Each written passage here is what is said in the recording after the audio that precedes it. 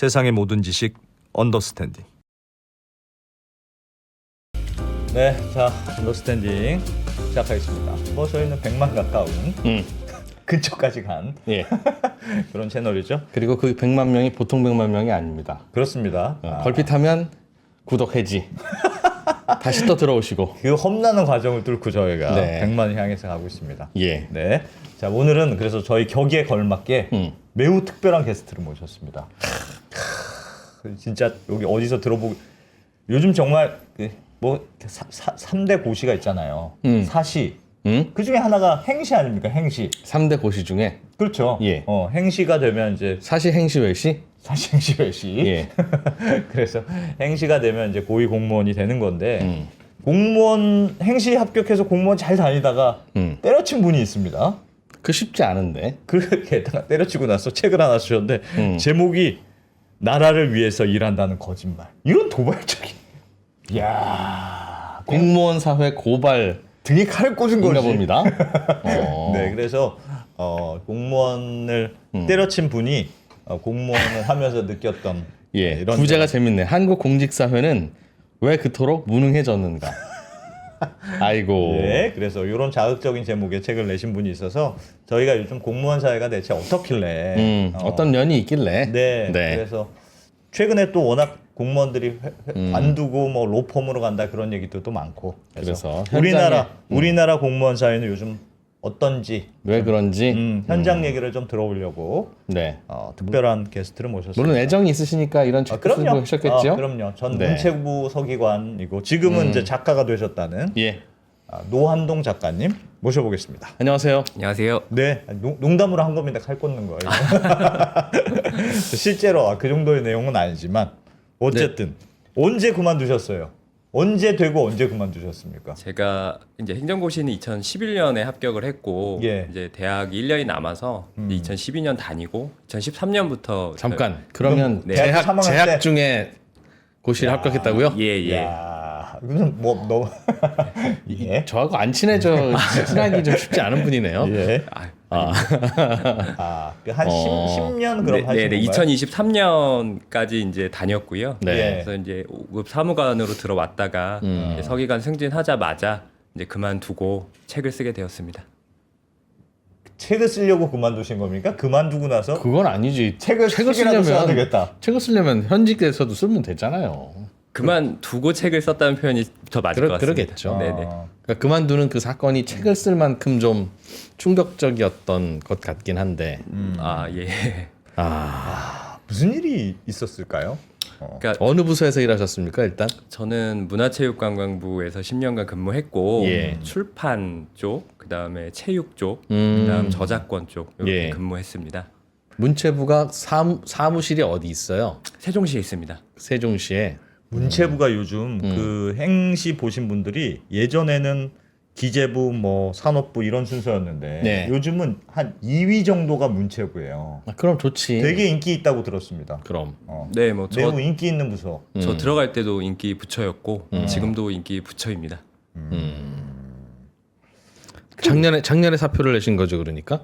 해가 바뀌었으니까 재작년이네요. 2023년에 3년 12월이니까. 네. 제가 인터뷰 사전 조사를 해보니까 우리 작가님이 서기관으로 승진하자마자 청와대 발령이 나자마자 관뒀다. 맞습니까? 발령이 난 건 아니고 이제 가라. 이제 가야 된다. 이제 인사과에서 이렇게 이제 이야기를 하셨는데 이제 그 즈음에 제가 이제 그만두게 되었습니다. 청와대는 진짜 가기 싫으셨어요? 뭐 그런 차원은 아니고 예. 이제 제가 10년간 겪었던 어떤 무력감 같은 것들 이게 이제 가랑비에 옷 젖듯이 이제 그런 있었는데 차에 네 그러던 차에 제가 저작권에서 승진을 했는데 이 저작권 쪽을 사실은 더 많이 이렇게 알고 싶고 하고 싶었는데 어떤 인사의 원칙이 그냥 순환보직. 넘어가라. 그냥 여기 비었으니까 가라. 이제 이런 이제 어떤 그런 인사의 원칙이 공무원 사회엔 있는데 이제 그런 것들이 이거는 이제는 안 되겠다. 네, 이제는 그만둘 때가 나도 되지 않았느냐. 이제 그런 생각을 하게 된 뭐 하나의 계기 정도가 된 것 같습니다. 쭉 그런 생각을 해오다가 네네. 그래서 가랑비에 옷 젖듯이라는 말이 맞는 것이 이제 제가 언제 젖었는지도 모르게 이제 그 무력감에 굉장히 젖어 있었고 예. 이러다가 내가 인생 자체를 내가 망칠 수도 있겠다. 이러다 또 여기 갔다가 또 저기 갔다가 또 이러다가 그냥 네. 저 국장님들 뭐 차관님들처럼 살다가 가는 건 좀 그렇다. 네, 뭐 그렇죠. 그러니까 그게 그렇게까지 저한테 기대되지 않고, 근데 예. 그것이 제 개인적인 차원의 그런 이야기가 아니라 이게 2010년대 초반까지만 해도 굉장히 공무원 인기가 많지 않았습니까? 예. 근데 이제 몇 년 전부터는 사실은 공무원 그렇게 어렵게 들어간 공무원을 다 그만두려고 사실 아우성이다라는 이야기가 많이 나옵니다. 예. 실제로도 그렇고 제가 본 그 조사에 따르면은 70%가 이직 의향이 있다 이렇게 지금 이야기를 하고 있거든요. 예. 근데 그렇게 이야기하는 이유가 외부에서 봤을 때 특히 언론에서 분석할 때는 처우가 안 좋아서 그렇다. 예. 혹은 뭐 세종시로 보내서 그렇다. 근데 이런 식으로 좀 단편적으로 사실 분석하는 경향이 없지 않아 있는데 예. 제가 안에서 볼 때는 그런 차원의 문제가 아니라 이건 훨씬 할 수 있는 자기 효능감 자체가 떨어지는 어떤 구조. 그래서 그것을 르포적으로 제 경험을 복원을 해서 그거에 대한 좀 공감을 얻고 싶다. 이런 차원에서 좀 책을 쓰게 되었습니다. 아, 공무원들이 이러니까 공무원 중간에 그만두는 거예요. 네, 그게 네. 월급도 아니고 네. 지방근무 때문도 아닙니다. 네. 이런 것 때문입니다. 왜냐면 그렇게 가버리면 원인 문서에 그렇게 가버리면 해결책이 그냥 돈 더 주면 되는 거잖아요. 그렇죠. 그렇죠. 근데 그렇지 않다는 거죠. 돈을 더 준다고 해서 공무원을 더 하고 싶고 혹은 공무원이 더 일을 잘하고 이런 차원의 문제는 아니다. 제가 봤을 때는 그런 차원에서 책을 쓰게 되었습니다. 무슨 얘기를 근데 책을 안 쓰고 방송만 하셔도 될 분 같은데? 그리고 잘생기시고 혹시 언더스탠딩 진행자 해볼 생각 없어요? 우리 지금 하나 자르려고 그러거든요, 진행자. 부족해서 저를 제가- 자르든 안 대표를 자르든. 제가 부족해서 이야. 야 말씀도 되게 잘하시네. 무슨 일들이 있었길래 무슨 일 그런 있었어요? 효능감에 자괴감이 느껴지셨습니까? 저희 제가 이걸 설명할 때 크게 두 가지로 설명을 드리는데요. 예. 첫 번째는 변하지 않아서 문제인 것들이 있습니다. 그러니까 공직사회에 켜켜이 쌓여 있는 관행들, 네. 예를 들어 과도한 문서주의라든지 보고서를 한 장으로 모든 걸 다 예쁘게 요약하라는 것이라든지 아니면 이렇게 고위공무원분들 현장 간담회 연극처럼 준비하는 어떤 그런 것들이라든지 예. 호치키스 행정이라고 해서 다 그냥 문서 취합해 가지고만 그 보고 얄팍하게 드리려는 그런 행태들 그게 이제 변하지 않는 관행들이 사실은 이 가짜 노동의 세계로 공무원들을 이끌고 있고 그게 짓누르고 있다. 이런 파트의 어떤 이유들이 하나 있고요. 예. 두 번째는 세상이 변해서 문제가 되는 게 있습니다. 이 공무원, 그러니까 이 정부가 결정할 수 있는 권한 자체는 굉장히 낮아지고 있는데 그렇겠죠.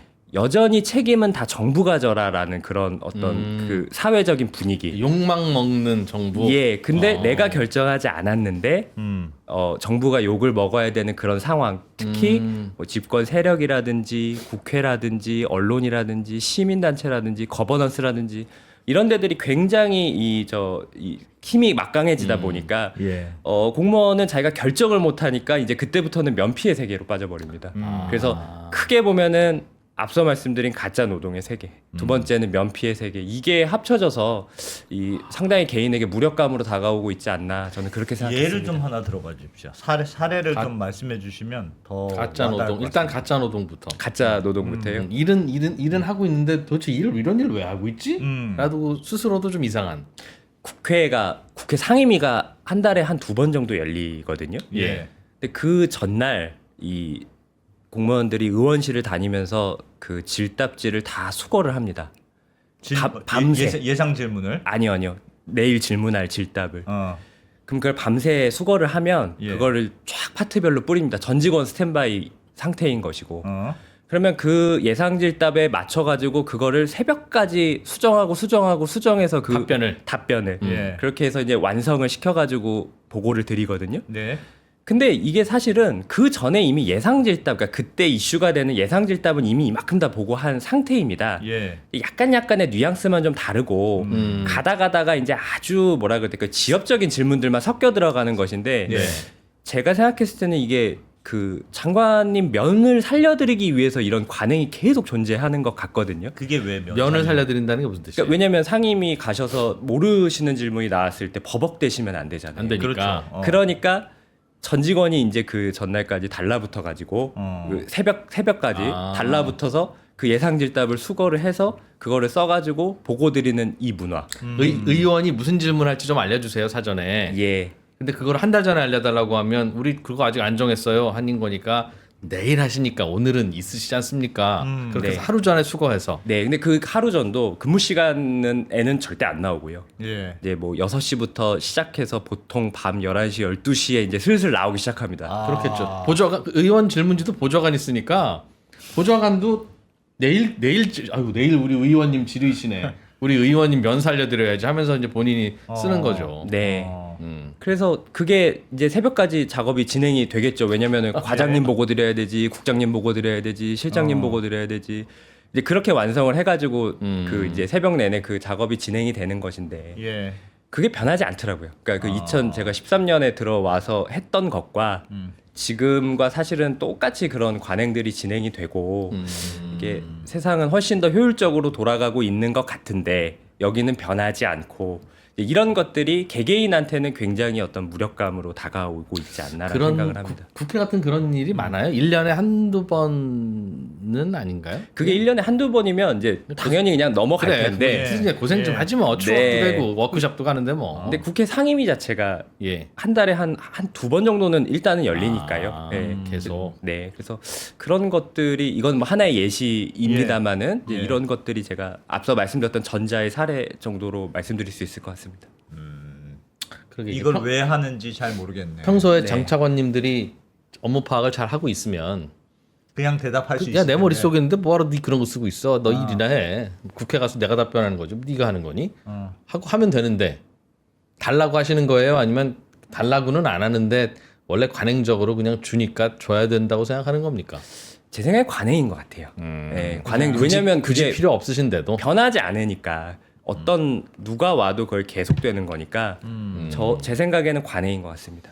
그런 면에서 보면 그 미국 대통령들은 토론 같은 거 하면 그 안에서 날로 하잖아요. 저 상대방이 무슨 질문할지 사전에 알려주겠습니까? 그런데도 서로 데이터 다 갖고 있고 그러잖아요. 트럼프 봐요, 트럼프. 아무리 쓸데없는 소리, 이상한 소리도 하지만 2시간 내내 자기 하고 싶은 얘기 다 근거를 가지고 하지 않습니까? 그거 사실 그런 거는 관만 그런 게 아니고 일반 기업들도 비슷하지 않을까요? 그러니까 조직이 있는 데는 사실 약간 비슷한 면도 있을 거는 같은 생각이 삼성전자도 그게 네. 초등학생이 알아볼 수 있게 쓰라고 그러던다는데. 네, 그 얘기도 정말 많이 들었습니다. 보고서 쓸 때 예. 초등학생도 알아먹을 수 있게 써라. 이제 그게 어떻게 보면 공직사회에서 통용되는 보고서의 룰인 것인데 예. 저는 그게 복잡한 현실을 이해하는데 그 중요한 원칙인 것인가라는 데에 대한 좀 의문은 있습니다.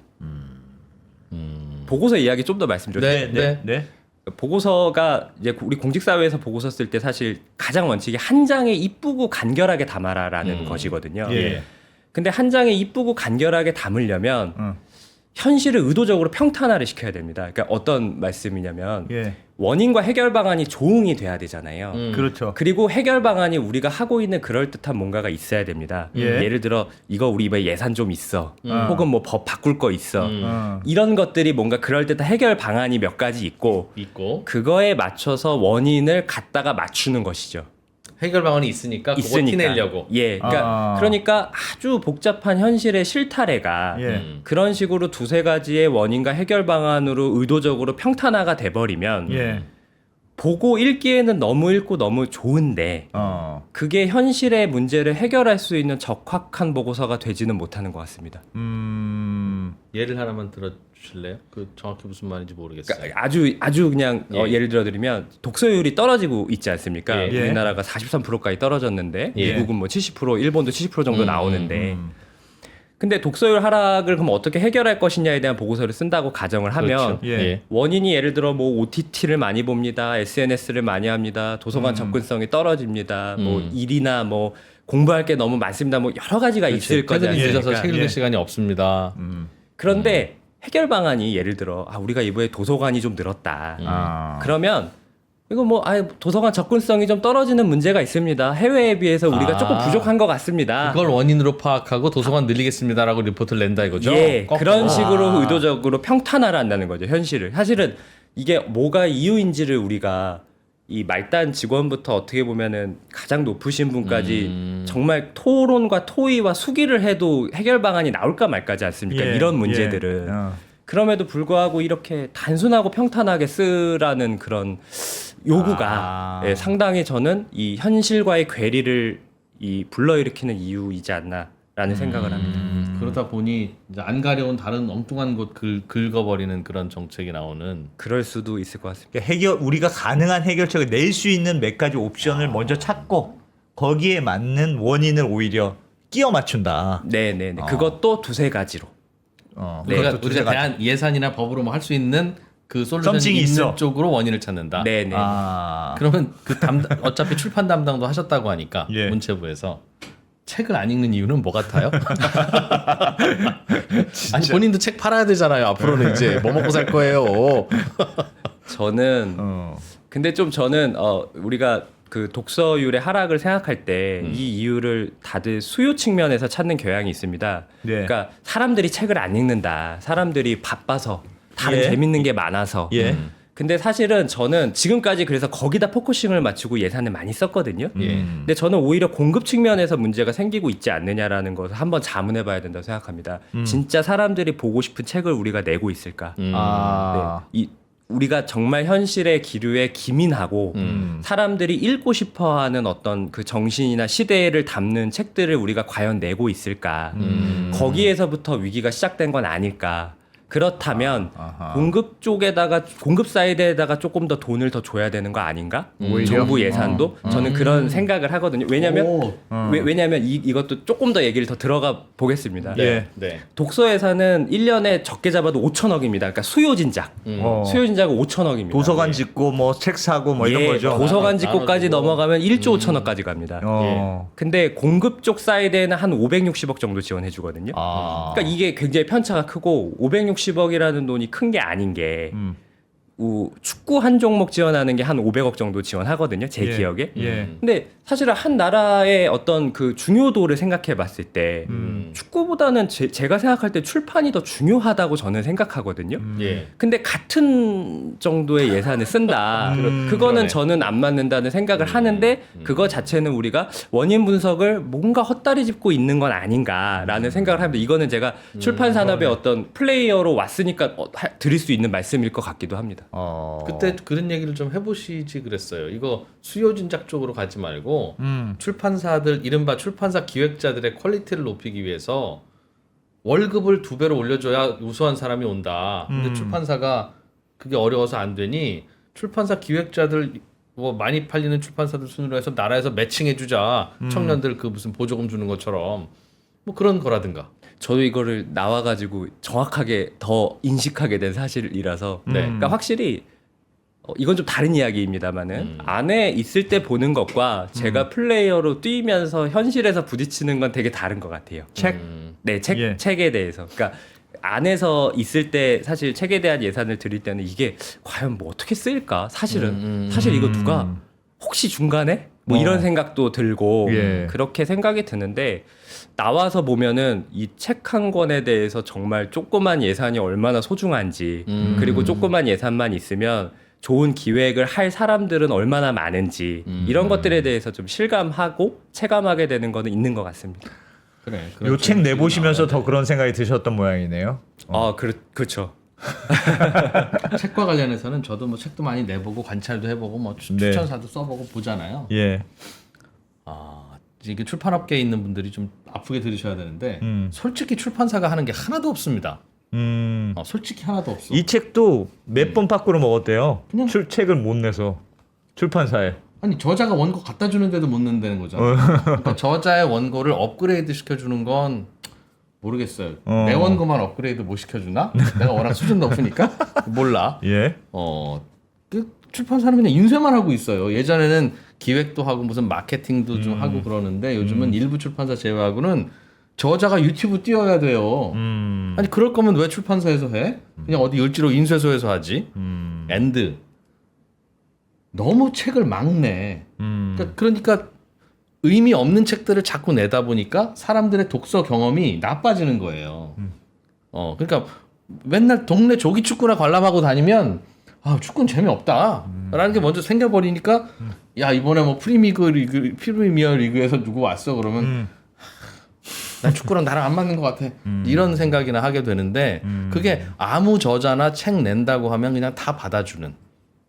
그런 상황 아니면 낼 게 없으니까 자기 밥값은 해야 되니까 출판사 기획자들이 그런 문제도 꽤 있는 것 같고 보고서 쓰는 것 참 그런 문제들 맞는 말씀이네요. 뭔가 원인을 잘 찾는 게 중요한데 좀 근데 생각해 보면 문제긴 하지만 현실적으로는 그렇게 될 수밖에 없을 것 같다는 생각도 조금 들긴 해요. 그러니까 어쨌든 뭔가 너무 복잡하게 설명하기는 어려우니 어떤 우리가 뭐 할 수 있는 몇 가지의 솔루션은 현실적으로 몇 가지밖에 없을 테고 그러면 그걸 좀 단순화시켜서 한 수밖에 더 없지 않을까 그런 생각은 의견 들기는 합니다. 말씀하신데 동의하긴 합니다. 아까 그 하나가 그 의미 없는 일 하는 거. 그 또 하나는 공무원 탓하는 거. 예. 나라 무슨 일만 터지면 공무원은 뭐 했냐고 하는 거. 그거 있는 것 같아. 그러니까 이건 제가 그냥 경험한 사례 위주로 말씀을 네, 드리겠습니다. 네. 그 지난 2019년으로 제가 기억하는데 호날두 노쇼 사건이 있었습니다. 저 기억나요. 네. 호날두가 한국에 왔는데 별로 플레이를 안 했다. 네. 그냥 벤치만 앉아있다 갔다. 예. 음. 제가 그때 프로스포츠를 담당하는 사무관이었는데 예. 사실 그건 그냥 민간의 계약입니다. 그러니까 그 아주 소규모 에이전시가 주최 주관한 행사였고 예. 거기에 이제 K리그와 이제 호날두 쪽 유벤투스였네요. 거기가 예. 이제 참여하는 그런 형식이었습니다. 예. 근데 이제 일은 이제 그렇게 이제 터지지 않았습니까? 예. 근데 민간 계약에 사실은 민간 계약 하나하나를 정부가 볼 이유도 없고 사실은 권한도 없는 것이고 예. 터지고 나서도 제가 볼 때 정책적인 시사점이 있는 사건은 아니었거든요. 그런데 정말 많이 시달렸습니다. 그 그때? 사건을 가지고 뭐라고 시달렸는데? 이거 K리그 감사해야 된다. 이거 K리그가 뭐가 문제가 있으니까 K리그에 대한 감독 권한을 가진 이제 문체부에서 예. 감사해야 된다. 이런 식으로 계속적으로 이거를 그 문제 제기를 지루하게 이제 끌고 나가는 이제 뭐 의원실도 있었고 한데 2달 정도 다른 일을 못할 정도였거든요. 그거 관련 불려다니라고? 자료 내라. 네. 뭐 그리고 그런 일이 터지면 어떤 중요 맥락으로 접근이 되는 게 아니라 예. 기사에 정말 뭐 하나하나 아주 세부적인 사안들이 나오지 않습니까? 예. 그거에 대한 답안을 다 써야 되는 거예요. 이건 이렇습니다. 저건 저렇습니다. 이건 사실이 아닙니다.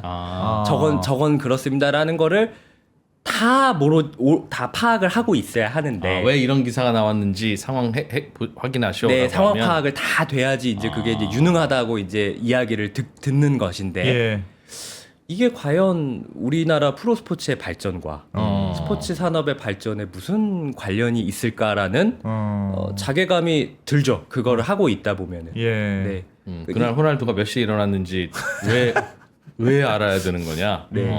아주 이제 계약 조건의 세세한 내용들까지부터 시작해서 예.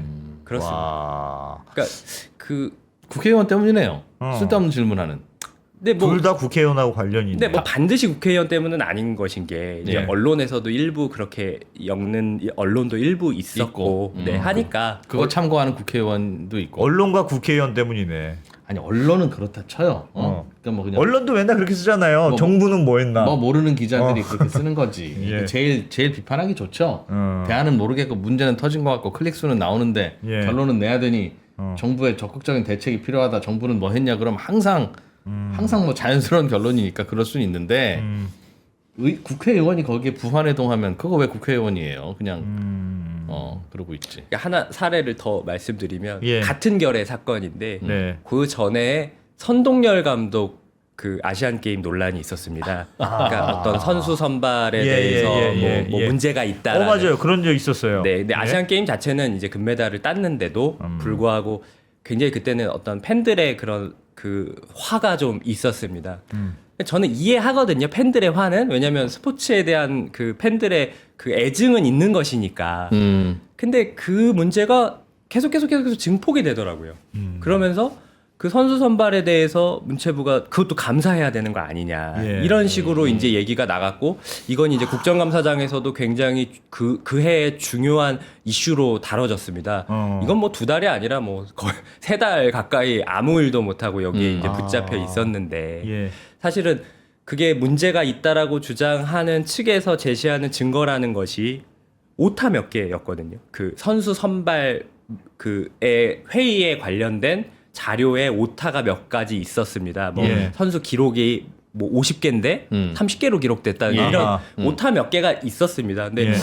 그걸 근거로 이렇게까지 비약해서 이야기하기에는 제가 볼 때 근거가 매우 부족한 것으로 저는 기억을 하고 예. 그 사건은 이제 국정감사장에서 여론이 반전되면서 이제 끝나기는 했습니다만은 그래서 그런 사건들을 겪으면 이게 내가 무엇을 위해서 일을 하고 있는 것인지 본질적인 목표가 무엇인지 그리고 내가 결정할 수 있는 것은 무엇인지에 대해서 회의감이 느껴질 수밖에 없죠. 이거는 제가 직급이 올라간다고 해결될 문제가 아니잖아요.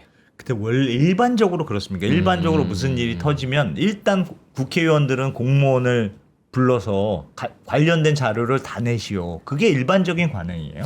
이게 왜냐면 우리 국회법의 그 형태가 그렇게 되어 있습니다. 그러니까 국회법에 따르면 국회는 정부의 자료 제출을 요구할 수 있고 그렇죠. 보통 이제 사단법인이라든지 이런 형태로 등록들이 되어 있으니까 예. 민법에 따라서 정부는 그 사단법인에게 자료 제출을 요구할 수 있습니다. 그러니까 국회 같은 경우는 바로 다이렉트로 요구할 수 있는 법적인 권한은 없어요. 예. 그러니까 정부를 통해서 받을 수밖에 없는 그런 이제 문제가 있는 것이죠. 예. 네. 그래서 하여튼 필요한 자료는 다 정부의 공무원한테 가져와라. 그렇게 될 네가 쟤네한테 받아서 우리한테 줘. 예, 그런 형태죠. 다만 거기서도 한 가지 더 말씀드리고 싶은 것은 예. 국회법에 따르면은 이것도 의결을 거쳐야 되거든요. 국회가 정부한테 어떤 자료 제출을 요구할 때는 어떤 의결이 있어야 하는데 예. 현실에서는 사실 그 의결을 거치지 않아요. 그냥 개별 국회의원실이 요구하시거든요. 예. 하시면 이제 공무원들이 그걸 임의 제출 형태로 따르는 거죠. 왜냐하면 갑과 을의 관계니까 그걸 따를 수밖에 없지 않습니까? 그렇게 되면 이게 어떤 의미에서는 그 안에 국회 내부에서도 스크리닝이 안 되는 것 같아요. 자료 제출에 대한. 그러다 보니까 그냥 아주 무제한적인 자료 제출이 가능. 근데 물론 이거는 국회 쪽에서도 불만이 많을 겁니다. 이제 공무원들이 너무 소극적으로 자료를 내지 않느냐라는 반대 불만이 있을 것 같은데 예. 하여간 이제 우리 법적인 구조는 그렇게 되어 있다라는 걸 말씀드립니다. 자료 대응하는 게 진짜 그렇게 많아요? 그러니까 업무에 있어서 보고서를 쓰고 자료 제출을 대응하고 하는 게 대부분입니까? 그러니까 공무원의 업무를 하는 데 있어서 한 7할 정도는 될 것 같은데요. 7할이요? 네, 제 생각에 보고서 뭐 사무관 기준으로 보고서 쓰고 국회 대응하는 게 7할은 전 될 것 같습니다. 현장을 확인해야 될 공무원들이 그러니까 맨날 탁상행정이라 그러는데 책상을 벗어나게 해줘야 탁상행정을 안 하지. 벗어나기로 어렵겠네 진짜. 그럼 그 탁상행정 사실 세종시에 관련된 것도 좀 있거든요. 이야기가. 예. 그러니까 세종시로 갔으니까 사실 현장에서 멀어진 건 맞지 않습니까? 근데 이게 보고서 쓰는 시작점인 사무관이 현장과 가까워야지 문제에 대한 해결책이 나오는 거는 맞거든요. 예. 그러면 어떤 의미에서는 진짜 일할 사무관들이 진짜 좀 돌아다니면서 현장 만날 수 있게끔 어떤 제도와 그 배려 문화가 있어야 하는 것인데 별로 그걸 원하지 않는 것 같아요. 그냥 사무실에 앉아가지고 붙박이로 보고서 써라.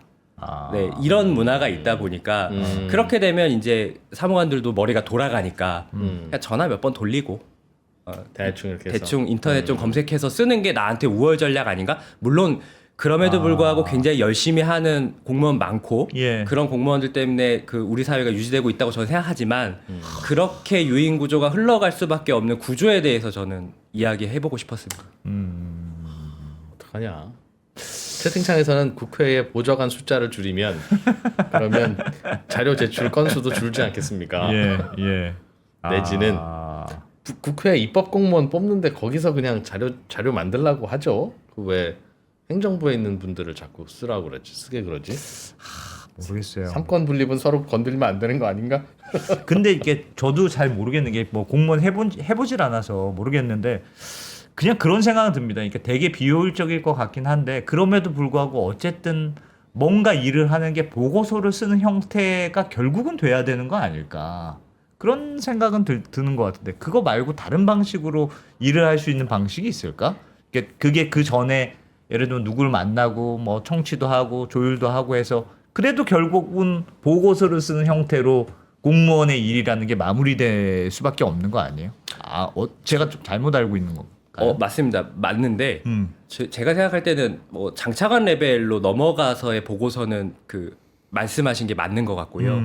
근데 국장급 이하의 어떤 공무원들끼리의 그 대화와 토론에서는 예. 반드시 그런 완결된 보고서를 요구하는 문화는 저는 없어져야 된다고 봅니다. 그러니까 미완성되었을지라도 이거 자체가 우리끼리 논의를 촉발시키는 보고서를 한번 가지고 와봐라. 원인이 이런 것도 있고 이런 것도 있고 이런 것도 있을 수 있습니다. 그런데 우리가 지금 이 중에서 뭐가 중요할지는 모르겠습니다. 우리 한번 이야기해 보시죠. 이럴 수 있는 보고서가 일단은 나와줘야 하는데 그게 아니라 처음부터 이쁜 보고서가 이제 우선시 되니까요. 네. 예쁜 보고서라는 게 뭐예요? 아까 글자가 예뻐야 돼요. 뭐가 이제 예쁜 형식이 딱 개조식으로 정해져 있고 예. 표나 도표 표 같은 게 이제 하나 정도 들어가 있으면 좋고요. 이제 예. 한 장에 딱 떨어지게 들어가야 예. 하고 예. 그다음에 뭐 15포인트 정도로 이제 글자 크기는 크고요. 어. 그리고 하나 동그라미에 두 줄을 넘어가면은 별로 안 좋아하는 거죠. 두 줄 정도에 맞춰야 되고 이 한 단어가 한 줄을 넘어가면 안 됩니다. 그러니까 예를 들어서 신속하게다. 그러면 신속하고 그 다음 줄에 하게가 넘어가면 별로 안 돼요. 좋은 겁니다. 그거를 하나로 몰든 어. 밑으로 내리든 자간을 맞춰서. 아. 네. 그런 이쁜 보고서. 네. 야. 그런 것도 있습니까? 장관이 바뀔 때마다 일이 너무 달라져. 정권이 바뀌고 장관이 바뀌고에 따라서 공무원 미쳐버릴 것 같아. 그런 일도 많이 있습니까? 왔다 갔다. 왔다 갔다. 이번엔 이런 거 하라고 했다가 어. 장관 바뀌고 대통령 바뀌면 이거 하라고 그랬다가. 제가 책에도 쓴 사례인데요. 이거는 예. 이제 어떤 장관님은 이제 한글을 이제 사랑하시는 분이셔서 예. 우리가 외국어로 표현하는 것이 더 표현 전달이 정확함에도 불구하고 한글을 선호하시는 한글을 써야 분이 돼, 우리는. 계셨어요. 예를 예. 들어 소셜 미디어 SNS 같은 거를 누리소통 매체. 우리 예? 온라인 OTT를 온라인 동영상 서비스. 근데 사실은 문제가 이게 온라인 동영상 서비스라고 쓰면 이게 OTT를 이야기하는지 몰라요. 그렇죠. 중간중간에. 네, 그럴 수 있는 단어들이 있지 않습니까? 예. 그럼에도 불구하고 이제 한글을 선호하시니까 어. 이제 그렇게 이제 보고서나 보도자료를 그렇게 맞췄었던 것이고. 예. 근데 이제 또 이제 어떤 바뀌신 장관님은 이제 또 이 그 전달의 어떤 그런 쌈박함이 중요하다. 이 신조어일지라도 혹은 외래어일지라도 예. 전달의 쌈박함이 중요하다. 또 이런 분들이 계셔서 이런 네. 분이 또 계실 때는 아무데나 그냥 K 갖다 붙이는 거죠. 뭐 K 무슨 뭐 도서관. K 컬처, K 뭐. K 컬처 정도는 상당히 이제 그냥 무난하고요. 예. 제가 기억나는 K 챗 GPT까지 나왔었던 것 같아요. 네. 그러니까 그거는 아니지 않나. 왜냐하면 더 제가 그런 생각을 할 수밖에 없는 건 네. 문화체육관광부가 국어 정책을 담당하고 있습니다. 예. 그러면 우리가 공문서에서 국어를 어떻게 사용해야 할 것인가에 대한 어떤 철학이 있어야 되는 것이잖아요. 근데 그러한 철학 자체가 우리 안에서 부재하다 보니까 이렇게 흔들리는 거 아닌가. 저는 그런 생각을 많이 했습니다. 어떻게 해야 될 것 같아요? 그러니까 현장에 있으면 야 이건 안 되겠구나부터 야 이건 이렇게 해야 되겠구나. 아 이래서 대통령 임기는 중임제가 돼야 되는구나. 내지는 아 이래서 의원 내각제 하자는구나. 내지는 아 이거 세종시를 강원도로 옮겨야 되겠구나. 하여간 다양한 극단적인 솔루션이라도 머리에 떠오를 거 아니겠어요. 어떻게 하면 좀 나아지겠습니까? 그런 거는 없었어요? 저는 되든 안 되든? 저는 뭐 그렇게 거시적인 뭐 예. 어떤 차원의 이야기를 할 정도의 레벨은 사실 안 되는 것 같고요. 제가 생각할 때는 일단은 현상을 변경해야 된다라고 생각하는 사람이 많아져야 될 것 같아요.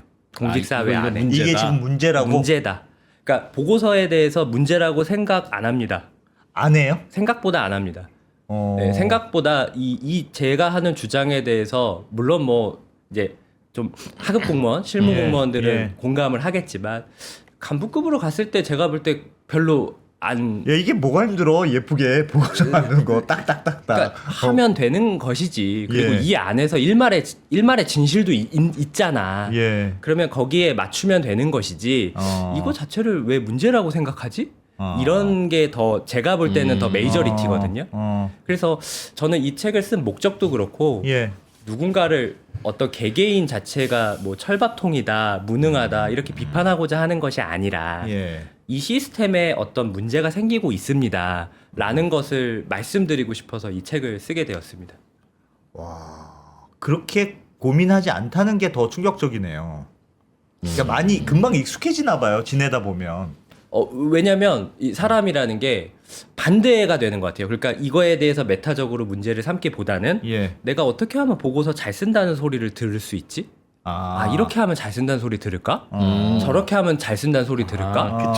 그쪽으로 머리가 오히려 돌아가게 되는 것이 사람의 어떤 섭리이자 생리인 것 같습니다. 그거 우리나라 사람들이 특히 더 그런 거 잘한대요. 그렇지. 그러니까 이 정부가 이렇게 하라고 그러면 왜 그렇게 해야 되는데? 라고 질문하지 않고 요렇게 그래? 하면 좋아할 거야. 그럼 이렇게 하면 더 좋겠네? 그렇게. 그런 쪽으로. 왜라는 질문을 잘 안 하니까.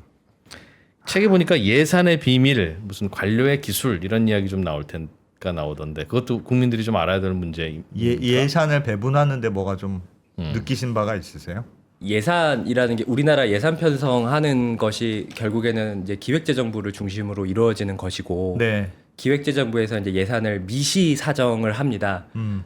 그런데 이 한 명의 기재부의 한 명 담당 공무원이 이 맡고 있는 범위가 굉장히 넓기 때문에 사실은 예산의 세세한 내용까지 다 알 수 없습니다. 예. 그러다 보니까 다음 연도 예산을 편성할 때 결국에 전년도와 동일한 것은 거의 보지 않습니다.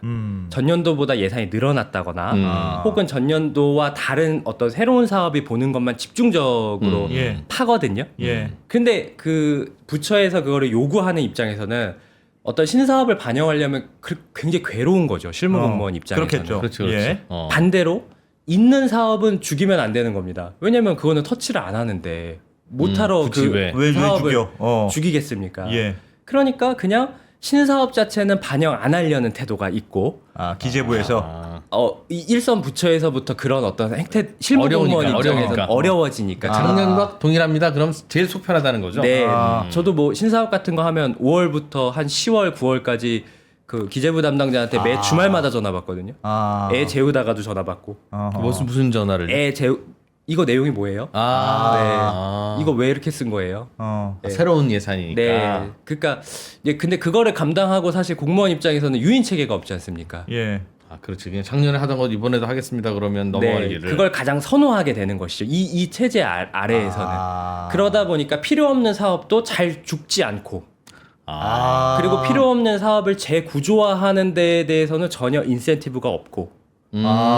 깎는 거는 불편하고. 네. 그럼 예를 들면 이 예산을 요런 걸 하면은 예산 줄여도 똑같은 효과가 있습니다. 그건 완전 바보 같은 짓이에요?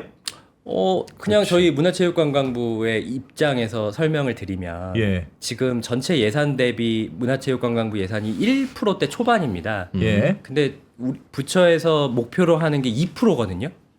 문화재정 2%. 그러니까 그래서 예산의 2%를 2%는 해야 문화 쪽에 해야. 근데 그 상황에서 사실은 예산을 재구조화해서 줄이는 거를 칭찬받을 리가 없지 않습니까? 이 2배 늘려야 되는 건데 목표치 달성하려면 줄이는 거는 결코 누구도 좋아하지 않아요? 보도블록 그냥 뒤엎는 거랑 똑같은 거네요. 뭐 같은 논리가 될 수도 있겠네요. 네.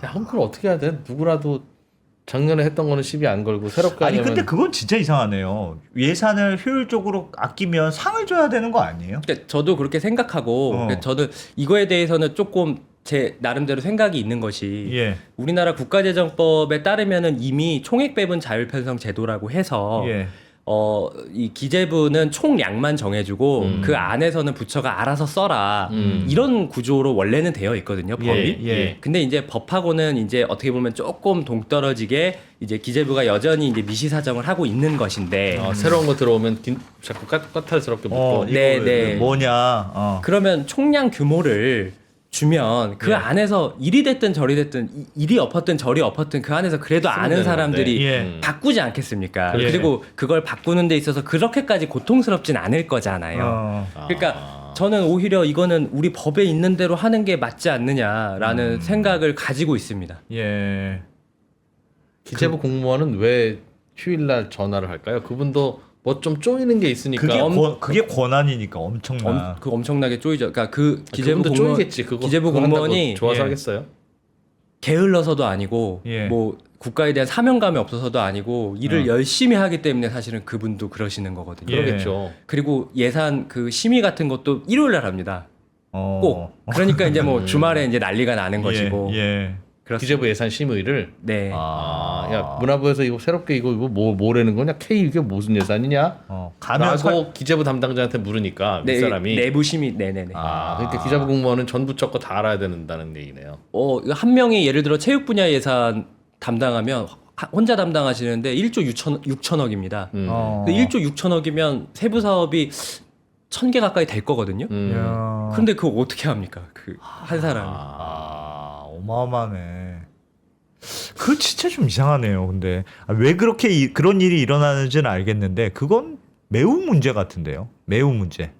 예산을 어떻게든 효율적으로 잘 쓰는 게 목표가 되고, 야, 너희는 예산 대비 성과가 진짜 좋았어라는 게 KPI가 돼야지. KPI가 그냥 예산을 좀 더 많이 따오는 게 KPI가 되는 셈이잖아요. 지금은 부처 입장에서는. 그리고 정부의 어떤 태생적인 독점성 때문에 예. 사실은 역방향 유인 구조가 있거든요. 그러니까 문제를 해결 못하면 예산을 더 받죠. 왜? 그게 무슨 말이에요? 저출산 같은 것들 말씀드리면 네? 저출산이 해결이 안 되니까 예. 그럼 예산을 더 써야 되지 않습니까? 그래서 예산은 늘잖아요. 그러니까 역방향 인센티브까지 있는 것이죠. 우리 문제 해결하면 예산 없어지니까 문제를 계속 남겨야 돼. 해결하면 큰일 나. 그러니까 이거는 뭐 좀 더 큰 문제인 것 같습니다. 정부의 태생적인 독점성 때문에 그럼. 문제인 것 같습니다. 국민들이 알아서 자발적으로 문화활동 잘 즐기고 체육활동 즐기며 관광 대국이 되면 문화체육관광부 없어져야지. 그래서 문제가 있을수록 오히려 부처는 예산 측면에서는 더 좋은 거네요. 그럴 수 있죠. 야, 골 그럼 때린다고. 어떻게 해야 돼 그럼 이거를? 어떻게 해야 돼요? 근데 그 문제 지금 말씀드린 문제는 사실은 뭐 전 세계 정부가 제가 볼 때 다 겪고 있을 문제일 것 같아서 예. 이거는 뭐 어떤 제도나 법의 문제인 것 같지는 않습니다. 그런데 보통은 이런 문제가 있어서 창의적으로 해결을 하면 그러니까 공무원을 승진할 때의 승진 그 KPI를 내가 새로운 예산을 반영해서 이 부분 이렇게 했습니다. 약간 과장이 들어있던 어쨌든 간에 그런 성과와 액시던트와 이벤트들이 많은 분을 승진시키는 걸로 하면 뭐 자다가 기재부 전화 받더라도 야씨 그게 왜 그러냔 말이야 하면서 다 설명하고 할 텐데 그냥 대과 없이 아무 일 없이 그 임기를 지나면 또 다음으로 승진하고 그런 문화 때문에 그러는 거 아닐까요? 예, 맞습니다. 그런 문화가 확실히 있어요. 그 부분도 이제 이 부분도 조금 다른 결의 이야기일 수 있는데 그냥 이야기를 연결해서 말씀을 드리면 예. 우리가 한 부처 안에 국이 한 10개 정도가 있고 예. 하나의 국 안에 과가 한 3개에서 4개 정도가 있습니다. 그중에서 가장 선임을 맡는 과를 일과라고 하고 예. 가장 이제 조직도 순서상의 마지막 과를 말과라고 합니다. 예. 일반적으로 우리가 일과에 있으면 승진이 잘 되거든요. 어허. 말과에 있으면 승진 못 합니다. 예. 거의 이제 어렵다고 보시면 되고. 예. 근데 일과의 업무는 기획, 조정, 총괄 이런 업무들에 가깝고 예. 사실은 부처 전반적으로 봐도 기획조정실이 그런 업무를 맡고 있고 거기가 이제 승진 잘 되는 곳이고 예. 근데 사실은 현장에서 뭔가를 바꿀 수 있는 사람들 혹은 정책은 오히려 그런 말과들에서 나오는 것이거든요. 왜냐하면 기획조정 총괄만으로 이 세상을 변화시킬 수는 없지 않습니까? 어떤 현실과의 자기 분야가 사업이 있는 그 부서가 실제 변화를 일으킬 수 있는데 예. 그럼에도 불구하고 그런 과에 있을 때는 사실은 좀 낮고 승진고과가 기획조정 총괄로 갈수록 높아지는 이 문화. 그래서 연차가 낮을 때는 사업부서에 있다가 연차가 이제 말과에 있다가. 높아지면서 승진해야지 일과 갔다가 승진해야지 기획조정실 갔다가 이런 어떤 그 경로가 이 좀 문제 해결에는 적합하지 않을 수도 있겠다 그런 생각을 합니다. 일과나 그 기획조정실이 승진이 잘 되는 이유는 왜 그래요? 장관 눈에 많이 띄어서 그렇습니까? 그렇죠. 이제 여기는 누가 어떤 일을 정말로 했는가를 묻는 사회라기보다는 예. 어느 자리에 있었어, 누구 모셨어, 어떤 사람한테 더 가까이에 있었어가 사실은 더 중요한 것이고 물론 그런 점은 있습니다. 기획조정 총괄이라는 게 굉장히 힘든 일이고 예. 고생을 많이 하는 것도 맞습니다. 하지만 단순히 그 이유만으로 이제 하나의 평가잣대를 갖다 대버리니까 이거는 약간 문제를 좀 일으키고 있지 않느냐 이런 생각을 합니다. 어떻게 바꾸지? 심각하네. 뭐 예전보다 더 심해졌습니까? 한 10년 공직사회 계셨던 거잖아요.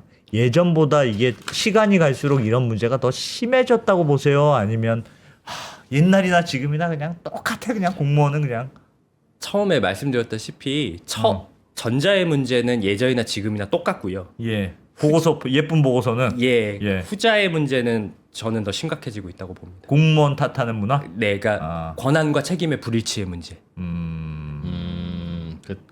공무원의 권한은 점점 약해지고 없는데 자꾸 문제 공무원 해결은 공무원 보고 하라고. 탓을 하고. 네. 그러니까 사실 저출산을 공무원 보고 하라고 그러면 어떻게 해? 내가 낳아줄 수도 없고.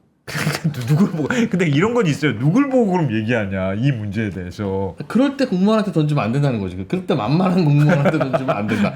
그럴 때일수록 우리가 뭔지 뭐가 솔루션인지 확인해 보고 어. 솔루션이 없으면 꺼내지를 말아야지. 그냥 입 달린 사람들 한마디 다 하면서 결국은 다 만만한 공무원한테 당신들이 좀 뭐 좀 해와 그러니까 이른바 찐빠 먹는다는 큰일인데 이거. 여기서 하나만 더 첨언을 드리면 예. 공무원, 그러니까 어떤 관료 시스템이 어느 정도의 권한을 가지고 어느 정도 책임을 질 것이냐의 문제는 어떤 선언적인 정답이 있는 문제가 아닙니다. 이거는 각 사회마다 다른 것이고요. 예. 일본 같은 경우는 관료 시스템의 어떤 권한과 책임 자체가 높고 반대로 이제 미국은 그 반대의 극단에 있는 나라라고 생각을 합니다. 그 중간 정도에 사실 독일이 있고 일본 쪽에 가까운 데 프랑스가 있다라고 일반적으로 비교 행정학자들이 표현을 하시거든요. 예. 근데 우리나라 같은 경우는 관료의 권한 자체는 옛날에는 우리도 일본이랑 비슷했지만 발전국가 지나고 이제 여러모로 사회가 발전하면서 권한 자체는 쭉 미끄러져서 내려왔는데 여전히 책임은 어떤 그 예전의 발전국가 정도 수준을 요구하는 거. 그래. 그러니까 이거는 우리 사회가 어떤 저는 답을 내려야 된다고 생각합니다. 권한과 책임 자체를 다 낮추고 예. 어떤 국회, 어. 시민사회, 우리 거버넌스가 권한과 책임을 가져가든지 예. 아니면 야 그래도 우리 사회에서는 관료 시스템이 쓸만하니까 관료 시스템한테 그래도 더 권한을 좀 더 주자 이쪽으로 갈지 그거는 우리 사회가 이제는 좀 답을 내려야 될 문제라고 저는 생각합니다. 답을 못 내리면 그 안에서 공무원들이 계속 무력감에 휩싸이는 구조가 둘 중에는 뭐가 맞는 것 같으세요? 저 개인적으로는 관료 시스템에 권한을 더 주는 게 맞다고 생각합니다. 왜냐면 제가 정치나 뭐 국회를 싫어해서가 아니라 현실적으로 국회가 그러면 예산을 편성하고 법을 개정하고 이럴 수 있는 실무적인 능력을 온전히 갖추고 있는가를 생각해 봤을 때 제 경험상으로는 어렵거든요. 왜냐면 의원 발의하실 때도 실질적으로는 다 정부한테 자료나 작구 이런 것들 요청하시는 상황인데 이 상황에서 어떤 권한과 책임을 쭉 그 거버넌스 쪽에다가 준다. 그러면 우리 사회에서 진짜 이게 일을 누가 할 수 있을까? 국회가 수준과 능력에 비해 과도한 힘을 갖고 있다. 뭐 제 생각은 그런데 그거는 제가 판단할 일이 아니라 시민 여러분이 판단할 문제라고 저는 그 생각합니다. 말은 그러면 예산 심의 편성 이런 거 자꾸 잘 모르면서 까탈스럽게 하지 말고 손 떼라 우리가 알아서 할게. 그런 쪽이 차라리 좀 효율적일 것 같다는 말씀이신 거죠? 저는 그 수준의 이야기도 아니고요. 예. 예를 들어서 쪽지 예산 같은 거 있지 않습니까? 예. 그러니까 마지막에 왜 국회 이제 그 예산안 땅땅하기 직전에 소소히 열려가지고 쑥 거기서 들어가는 거. 쑥 들어가지 않습니까? 그거 기록도 안 남습니다. 예. 쪽지 예산이 들어가는데 사실 그 공무원이 넣은 게 아니지 않습니까? 어떤 개별 국회의원실이 자기 지역구 사업하려고 넣으신 거지 않습니까? 예. 근데 그거에 대해서 결국에 그게 불용되거나 그러니까 쓰이지 못하거나 왜냐면 이게 집행체계가 문제가 있을 테니까 그렇게 예. 쑥 들어온 예산은 예. 혹은 잘못 쓰이면 결국엔 또 정부 탓을 합니다. 언론도 정부 탓을 하고 국회에서도 왜 이 예산 잘못 쓰셨어요? 아 왜 이 예산 못 쓰셨어요? 이렇게 탓을 하거든요. 그거는 좀 상당히 억울한 일 아니냐. 저는 그런 생각을 하거든요. 예를 들어 쪽지 예산으로 집어넣었다면 그 의원실에서 책임까지 가져가셔야 되는 부분이 맞는 것이지. 그걸 소관부처에까지 또 책임을 넘기는 게 아니면 우리 보고 뭐라고 할 거면 쪽지 예산이고 뭐고 우리가 거부할 수 있도록 해주든가. 해주든지. 네, 지금은 뭐 증액동의권만 있는 걸로 알고 있는데요. 네, 그렇습니다. 아니 이 말씀을 들어보니까 걱정인 게 이제 무력감을 많이 느낀다고 말씀해 주셨잖아요. 그래서 요즘 공무원 이제 관두신 분들도 많다고 하고 그러면 이른바 이제 공무원들이 좀 똑똑하고 일 잘하는 분들이 많이 안 나가 있으려고 아니면 안 가거나 공무원도 이제 예전 같지가 않아 재미가 없어. 근데 여기 와서 뭐한 짓이야 보고서나 예쁜 보고서나 쓰고 앉아 있고 이러려고 내가 공무원 했어? 이런 생각이 많이 들수록 훌륭한 분들이 덜 남아 있을 것 같은 생각이 들어. 그게 괜찮습니까? 그게 제 걱정인데요. 공무원이 무능력해질 수도 있다는 뜻이잖아요. 그래서 아까 말씀드린 우리 사회가 어디로 나아갈지에 대한 답을 찾아야 될 것 같습니다. 저는. 그래 권한과 책임 자체를 쭉 미끄러져서 내려올 거면 예. 사실은 그냥 뭐 이제 흔히들 말씀하시는 그냥 전문가 채용해서 쓰고 예. 이런 어떤 그냥 순환 체제로 돌아가면 거냐. 될 것 같고 어. 근데 여전히 많은 권한과 책임을 줄 거면 사실은 또 그거에 맞는 방안들을 고민해야 될 때가 아닌가 그런 생각을 합니다. 내가 한번 가봐야 되나? 대체로는 근데 걱정이다, 공무원이라고 진짜. 모르겠습니다. 걱정이다. 공무원을 하겠다라고 예. 하는 분들의 어떤 성향 내지는 공무원이라는 일을 통해서 이루고자 하는 뭐가 무슨 광고회사 지원하는 분들처럼 크리에이티브하거나 그냥 날밤을 새서라도 내가 내 작품 하나 만들어야지 뭐 이런 쪽이라기보다는 뭔가 체제에 좀 더 수능적이거나 좀 더 신중하시거나 그런 분들이 가고 있거나 가는 거는 아닐까요? 왜 이 질문 드리냐면 공무원이 그러니까 다들 별 불만 없이 하시는데 노한동 작가님만 좀 체질에 안 맞는 거 시작하셨다가 고생 많이 하신 거는 아닙니까 혹시? 안정된 직장, 어. 안정된 연금. 그래서 앞서 말씀드린 통계 이직 의향 70%. 네. 그걸 앞서 그래서 말씀드렸습니다. 아, 내부적으로도 불만이 힘들어한다. 많다고 보세요. 힘들어한다. 되게 주위에서 느끼시기에도 제 생각에는 내가 먼저 나왔지만 야 부럽다 나도 나가고 싶은데 이런 분위기예요. 제 생각에 사무관급 정도는 다 어느 정도는 그런 무력감이 있고 내가 이 진로 잘 선택했나 이런 생각들은 많이들 가지고 있는 것 같아요. 그러다가 한 3급쯤 되면 야 내가 이런 거 하려고 그동안 그렇게 어려운 일을 했고 다 이게 피가 되고 살이 되는구나. 아 이제 참길 잘했지. 그때는 참 내가 왜 이러는지 몰랐네는 아니에요 혹시? 좀 더 윗분들은 그러니까 제가 거기까지는 경험을 해보지를 못해가지고 네. 제가 말씀드리기는 어려운 부분인 것 같습니다. 그 부분은. 연금을 타기 시작하면 또 이 생각이 달라지죠. 되게 근데 그러면 근데 보통은 다만 이제 이런 건 있는 것 선배들 같아요. 얘기해 줄 거 아니야. 아유 야 한동안 일단 다 그런 거야. 야. 나도 그땐 이거 왜 하는지 나도 몰랐다. 다 그런 얘기 안 해요? 그런 부분도 있는데 예. 그런 거 있는 것 같아요. 나 저 앞자리에 계신 과장님처럼 되고 싶지 않아. 저 국장님 국장 닮으면 뭐하지? 그런 생각들을 많이들 한지가 벌써 이제 됐다. 예. 네. 그래. 힘이 없으니까 힘이 자꾸 빠지니까 혼나는 일만 계속하고. 그럼 뭐가 바뀌긴 바뀌어야 될 것 같은데 공무원들이 좀 더 효율적으로 돌아갈 수 있는 그런 문화가 되려면 뭐부터 하면 될까요? 그러니까 요즘 나란 일을 다 언더스탠딩 하는 것 같아. 뭐부터 하면 될지 모르겠습니다.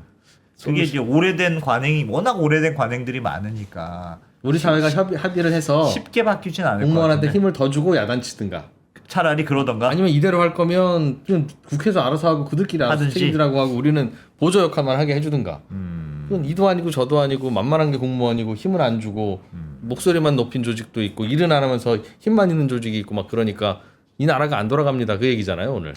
뭐 큰 범위에서 방향은 그 그거예요? 말씀, 네, 그 말씀 드리고 싶고 아까 말씀드린 대로 이게 어떤 문제가 발생하고 있고 심화되고 있다라는 것을 우리 사회가 혹은 공직사회 알았으면 내부에서 좋겠다. 인지하고 인지했으면 좋겠다. 이게 제 메시지입니다. 근데 참 답답하겠다. 그러니까 이게 근데 일을 하려면 국회에 가서 의원들을 설득해야 되는 구조인데 점점 더 그렇게 될 텐데. 그 일을 하려면 의원들이 알아서 스마트하게 잘 알아들어주고 됐어요 이건 이해합니다. 이건 좀 뭔지 질문하십시오 할 텐데 그냥 뭐 거기서부터 막히네 벌써. 공부도 안 하고 그냥 그 뭐 한 자리 좀 하고 싶은 사람들만 다들 모여서 공천 잘 받아서 들어오는 국회의원들로 부글부글 가득하다 보니 처음부터 유치원생처럼 가르쳐줘야 되고 목소리는 높고 목은 뻣뻣하니까 이거 어디서부터 뒤치다거리 해야 될지 모르겠고 그런 의원들 설득해가면서 법을 바꿔야 하니 장차관님들은 세종시에 못 있고 다 국회나 돌아다니고 있고 그 과정에서 뭐 의원이 뭐 이것 좀 물어보고 저것 좀 물어보고 하려면 또 다 자료 요구해야 되니 미안하다 한동안 이것 좀 해줘라부터 시작해서 다 아랫사람들 많지도 않은 사람들 다 보고서 작성시켜야 되니 이거 어디서부터 끊을 방법이 없잖아요. 국민들은 그런 사람들을 의원으로 뽑고 있고 이민 가야 되는 건가? 그 영역에 대해서는 제가 뭐라고 말씀드릴 게 없습니다. 안에서는 뭐 이렇게 바꾸기가 쉽지는 않았던 모양이네요, 작가님이. 이게 공무원이 110만 명 정도 되고요. 예. 공공기관 종사자가 40만 명 정도 됩니다. 예. 그러니까 이제 150만 명 정도가 이제 큰 범위에서 어떤 퍼블릭 섹터에 있는 것인데 뭐 150만 명 정도 되는 사회가 개인이 뭔가를 해서 바꿀 수 있는 사이즈의 일은 아닌 것이죠. 아니죠. 그렇죠. 야. 국회의원이 문제라서 공무원도 같이 세트로 문제가 되는 느낌이 드네요. 그러니까 저도 그 국회가 갖고 있는 다양한 권한에 비해서 예. 그러니까 어울리지 않는 사람들이 가서 어울리지 않는 일을 하는 것 같아요. 내가 가서 하는 게 더 잘할 것 같지. 아니 그 되게 중요하고 어려운 일임에도 불구하고 예. 아무나 가는. 좀 그런 것 같아요. 그래서 저는 개인적으로는 뭐 장기적으로는 모르겠습니다만 국회의원은 연임은 하면 안 되는 걸로 하다 보면 트럼프처럼 중간에 한번 쉬고 오기. 아예 그러든지. 3선을 하려면 1357로 가야지 연속으로 하면 안 되는 걸로 하면 자기 임기 동안에는 국회 일만 하지 자기 임기 동안에 다음 공천 받으려고 아주 난리예요, 난리. 아니, 그것도 문제가 보스가 줄 서라면 다 줄 서고. 아니 국회의원에서 이제 한 번 하고 나오신 분을 봤는데 국회에 있었던 상임위니 관련돼서 취직을 못해 또. 그렇지. 그것도 문제더군요. 그러니까 내가 훌륭한 전문가예요. 그럼 내 전문 영역을 살려서 국회에서 한번 잠깐 몇 년 봉사했다가 다시 돌아와야 되는데 돌아오는 게 막혀 있어요. 한 번 가면.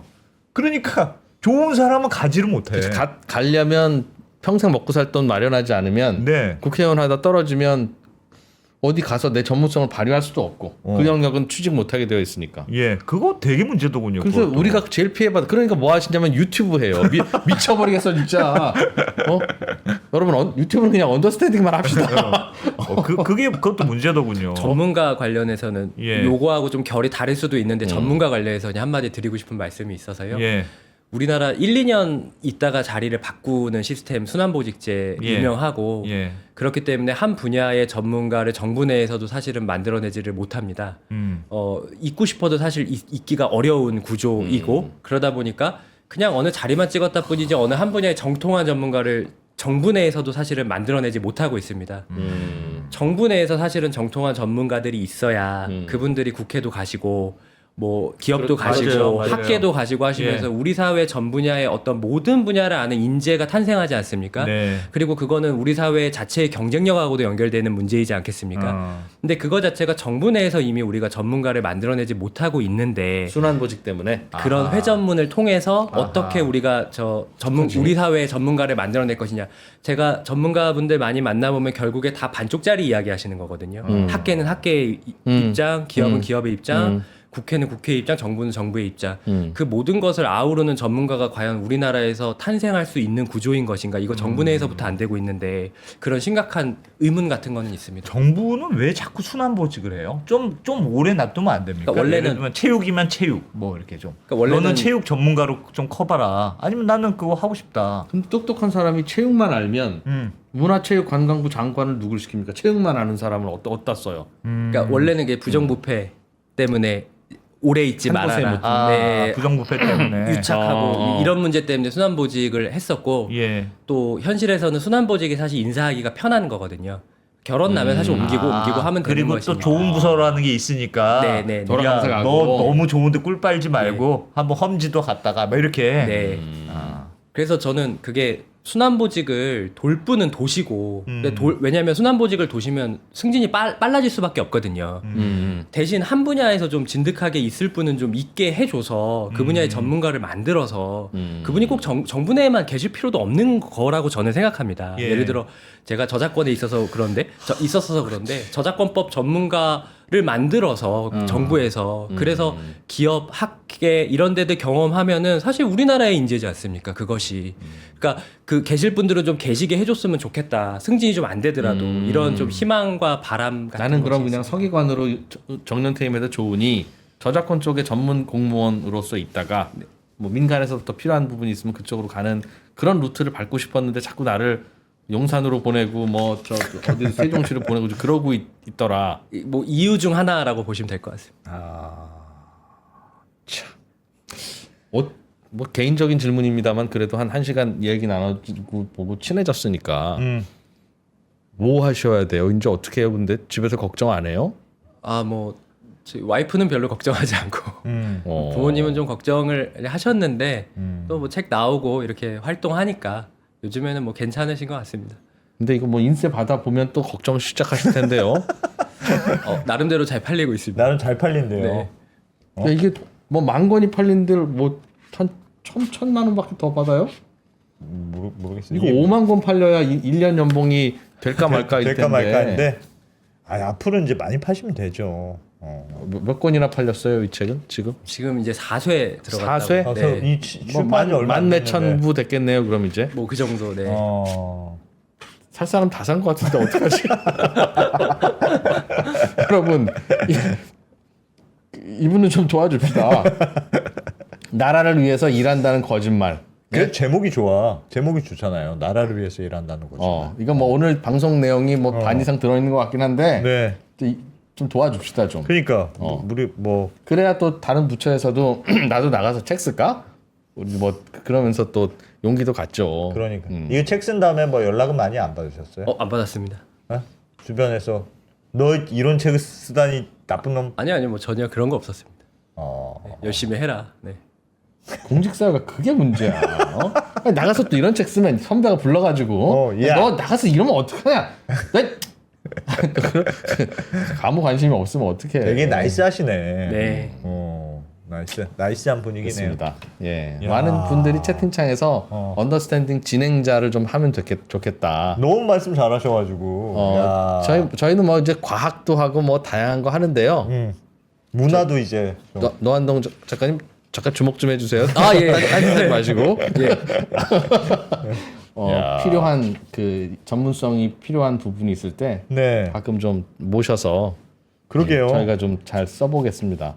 아니 그래도 10년간 공직에 있었으면 전문성을 많이 쌓으셨겠어요. 그동안 그 전문성을 또 잘 살리셔서 책도 쓰시고 하셨으니까 앞으로도 이런 내용은 네. 오늘 전달도 많이 하고. 나와서 이 얘기 좀 하고 싶었는데 시간이 없네라고 하는 게 있으면 말씀하셔도 좋습니다. 다 얘기했습니다. 네. 알겠습니다. 이야, 대단하지 않습니까? 하고 싶은 얘기를 다 끌어내는 이 진행자들의 능력. 너무 반응이 좋네. 인상도 좋고 말씀도 잘하신다고. 네. 키도 커요, 되게. 내가 밖에서 봤거든. 그러니까 평소에 언더스탠딩 진행자들에 대해서 얼마나 무슨 불만이 있었는지 알 수 있어. 일단 언더스탠딩 진행자들은 인상이 안 좋아 라는 생각을 하신 거예요. 그러니까 네. 인상 좋은 분이 오니까 저랑 닮았다잖아요. 그러니까 둘은 필요 없는 거예요. 그러니까 예. 알겠습니다. 이야, 하여튼 귀한 말씀 해주셔서 잘 들었습니다. 공직사회에 또 이런 일들이 있는지를 중간중간에 아마 대략적인 이야기는 하셨을 테고 그럴 텐데 배운 것 오늘은 이제 같습니다. 첫 시간이니까 그럴 텐데 조금 좀 디테일에 대한 이야기들이나 뭐 밖에서 또 공직사회 돌아가는 일에 대한 네, 또 중간중간 계속 이런 이야기 해주세요. 네, 알겠습니다. 네, 또 노한동 모시겠습니다. 작가님, 네, 고맙습니다. 잘 들었습니다. 감사합니다.